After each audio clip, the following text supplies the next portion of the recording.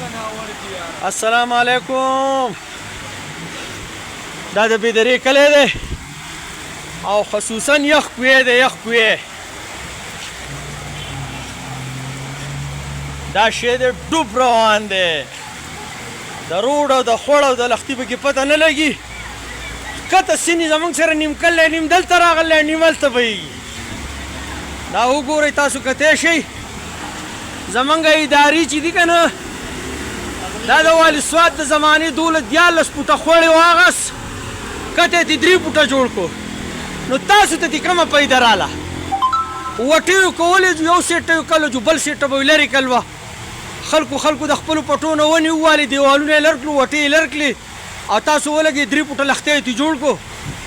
تاسو هر ځای کې د الله قدرت چیلنج کوئ او هر ځای درس خورئ قلاریږئ خو نو په سیند کې په شرمونو وشرمولئ. هلته یې قید اعظم او علامه اقبال پارکونه جوړول. د هغې د زوره نه وئ خبر. اوس هم لاړ شئ سیند وینئ تاسو. او دا د خوړ حل دی. د خوړ د 12 فوټه خوړ نه تاسو 3 فوټه خوړ جوړ کړو. تاسو داسې هوښیاران یې د والي سوات نه تاسو زیات هوښیاران یې. ته اورئ د هر سړی د خپل کمیشن دپاره لګیا دی شعر ورو کمی په دې سهولتونو دې اور ولګي. پخوا چې دا سهولتونه نه وو که نه هر څه ښه برابر وو. ستاسو سهولتونه خو خلکو ته عذاب دی. غټ شی هغه به وړوکی کوي. 1 نمبر شی هغه به دغه کوي 2 نمبر به ترې جوړ کوي. اوریجنه د والي سوات د زمانې سکولونو او هسپتالونو هغه یې وران کړو شی یې جوړ کړو په دویم کال ټول کرک شوي چاودلي. دا ستاسو کارونه دي.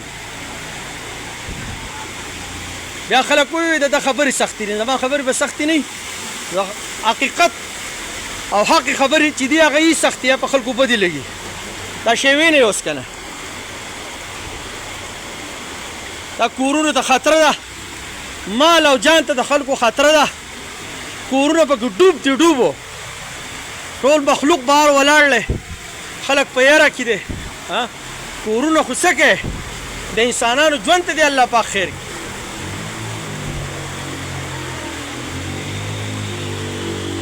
دغه حال تاسو کتی شئ